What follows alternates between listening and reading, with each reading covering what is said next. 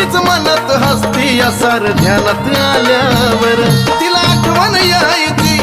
रानावनात राहायची तिला आठवण यायची रानावनात राहायची ताक भाकर खायची अग नजर लागली खंडोबाला बानुबाईची नजर लागली खंडोबाला बानुबाई